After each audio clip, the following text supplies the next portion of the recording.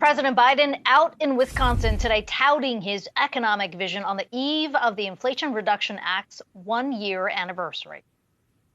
Since I took office, the private sector has announced more than $3 billion in investments, not million, billion, in investments for wind energy manufacturing in America. And by the way, it's cheaper than fossil fuels, cheaper than fossil fuels. Folks, as I've said for a long time, when I think climate, I think jobs. Not a joke. When I think climate, I think jobs.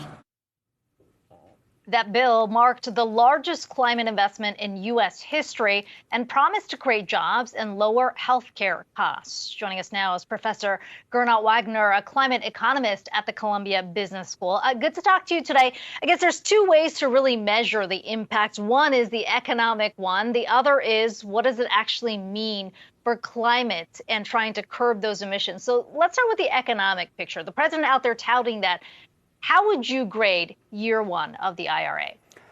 Well, we're at the very beginning, right? So too early to assign a grade in many ways. But we just heard it, right? $3 billion, which sounds like a lot, billion with a B. Frankly, we're talking about hundreds of billions of dollars total over 10 years in clean energy investment. And yes, the emphasis is on clean, right? So all of this is good news. When will we start seeing more of an impact then? I know you're saying that this is obviously a 10-year plan, but is this something when we talk about more job creation, more investment, more of an impact on climate here in the U.S., is that a year or two out?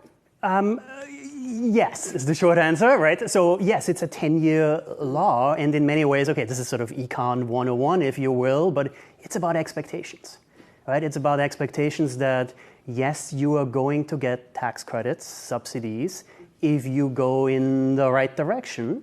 There's a 10-year runway, and frankly, a lot of the hope here is that we are subsidizing the learning by doing early on, climbing the learning curve, sliding down the cost curve, and then this is a runaway train. And yes, it runs on clean electricity. Part of the president's pitch has not necessarily been to those who have been really on board with aggressive investments into climate, whether that's climate tech, whether that's in the EV space. It is about getting those who may have been a little more skeptical on board through incentives. How has he fared on that front? When you think about, at least on a political scale, getting conservative states, especially on board with these incentives, what have we seen on that front? I think that's exactly the right way to look at this. And there too, frankly, I sound like a cheerleader now, but yes, great news, because basically most of the investments are in Republican states, right? That's where the land is. That's where the solar and the wind is being built. That's where the manufacturing is being built. So yes, right, we might hear from, frankly, Republicans in D.C., basically, all of them voted against it. They're perfectly happy showing up to the opening ceremony of the plant in their district, right? So politically, this is a very smart play. And again, it's pointing in the right direction. We're only at the beginning, but it's the beginning of this global clean energy race.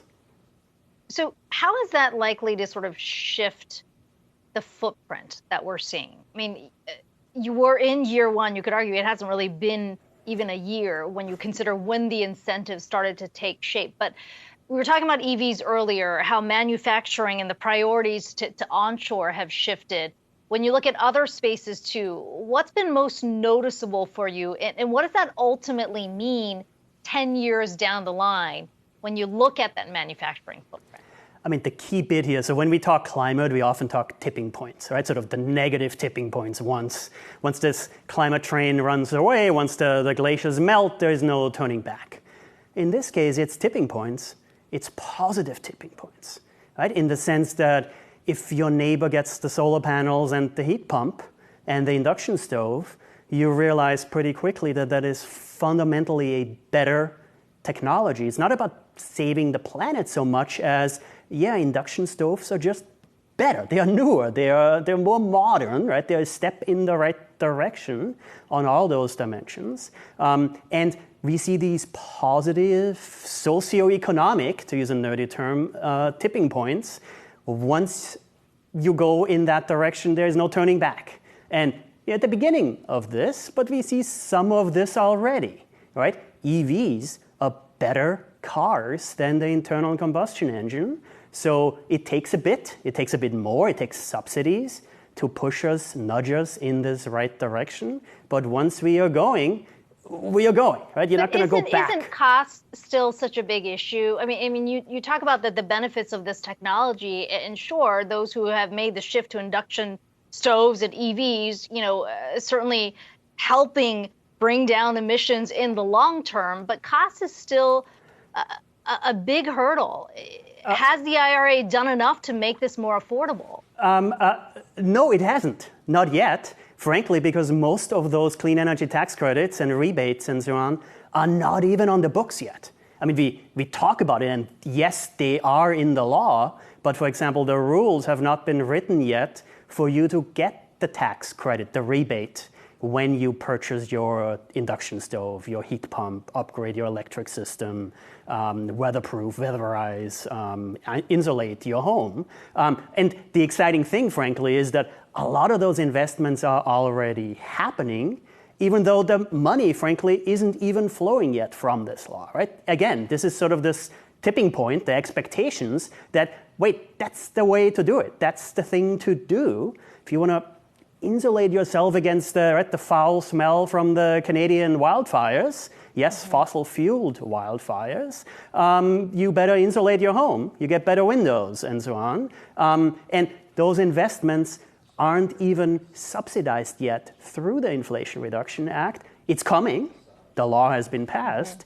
But yes, of course, it takes those subsidies in addition to the excitement, the expectations. Gernot Wagner, professor with the Columbia Business School. It's good to talk to you today. Appreciate the time.